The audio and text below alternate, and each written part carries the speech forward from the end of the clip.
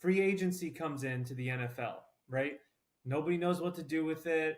They're kind of this is what was happening, and now in 2025 they kind of figured out you can't rebuild your whole team through free agency, right? We know this. It's a fact. If you're a GM and you're like, I'm just going to scrap everything, we're going to bring in a bunch of mercenaries and we're going to be great.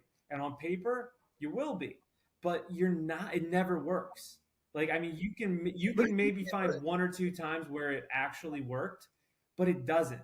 The Eagles with the dream team, all these things, it doesn't work. And now you're doing the exact same thing with less mature people, and that ain't gonna work.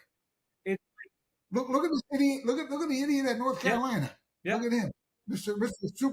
Superstar Yeah. Belichick, who I used to like. I can't Yeah. stand the guy anymore. He thinks he's some superstar. He comes in, scraps. Oh, North Carolina kids are tough football players, man. I played against North Carolina.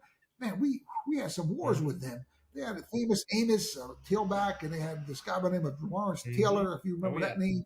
Yeah, the real tough team when we played against those guys. We beat them. Pennsylvania, us tough Pennsylvania boys. We beat them. We sent them packing. But man, great state, man, great football state. Yeah. You understand? And you got this guy, he comes down there, he thinks exactly like one of these GMs or one of these head football coaches. He's just going to go and bring in, I think they said he brought in like 3/4 of the team, all new, scrapped all the guys that were there, all the kids from North Carolina, brought in all these people off this NIL. And he thought he was going to be like some superstar sort with this young chick, the punk is strutting around like, come on, give me a break, man. Where's your morality? Where's your godliness? All the money you made off of football, you punk. Yeah, I want to spit on the guy. You understand? But what I would say to you is that's exactly what you're talking about. You understand? And he has failed miserably, and I hope he loses every game because of what he did to those great kids in North Carolina, who are tough kids, man. And just look at their tradition. We had a local guy by the name of Nate Hobgochitic go down there. God rest his soul. He never started there. He's from Allentown, Pennsylvania. Getting back to the rivalries, Dariff would play Allen, in the rivalries. I don't know, you had your rivalry, but Pennsylvania, you went to Central. Oh, there you go. I was right in there. The Holy War. So the point of the matter is the rivalries, the camaraderie, the bringing the kids in from that state, like you had mentioned earlier, state against state. This guy goes down to North Carolina, he blew that whole program up. It'll never recover. I promise you. It will never. Well, I shouldn't say never, but it ain't going to be him who makes that program recover. I mean, you watch. There's no one's North Carolina. No one's at the games. No one's at the games. Same with Pitt. No one's at the games because for the reasons we're talking about. That the whole camaraderie, the whole amateur athletic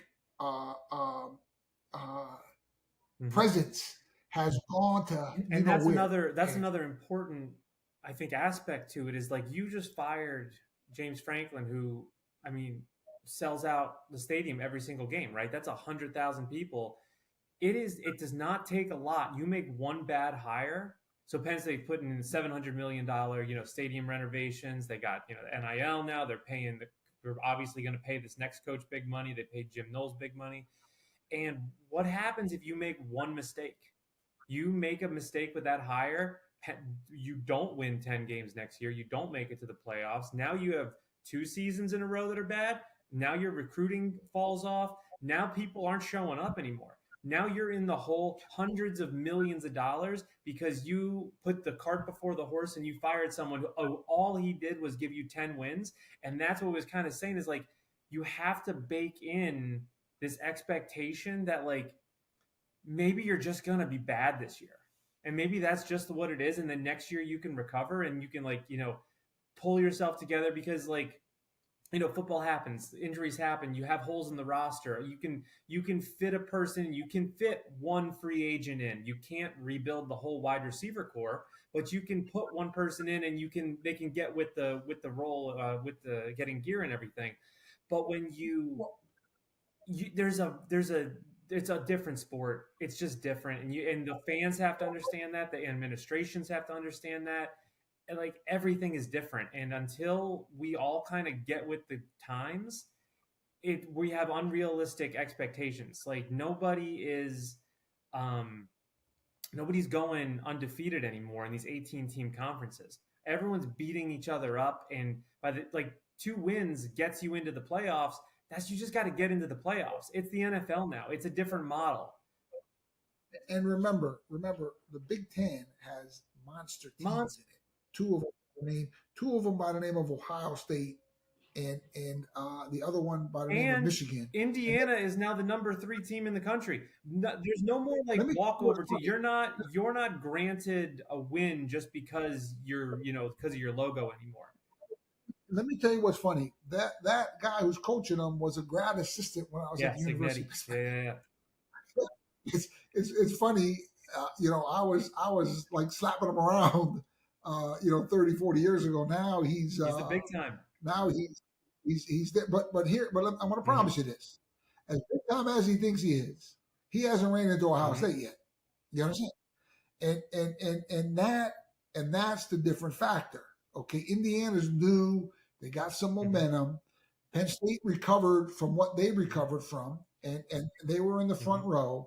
But here's another thing I want to throw at the audience and get them to understand that if it's just how football was supposed to be without these stupid college playoffs, okay, where number 1 plays number 2, Penn State would have been done last year.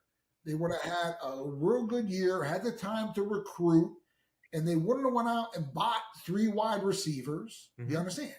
And they might have kept their backup quarterback. Well, that's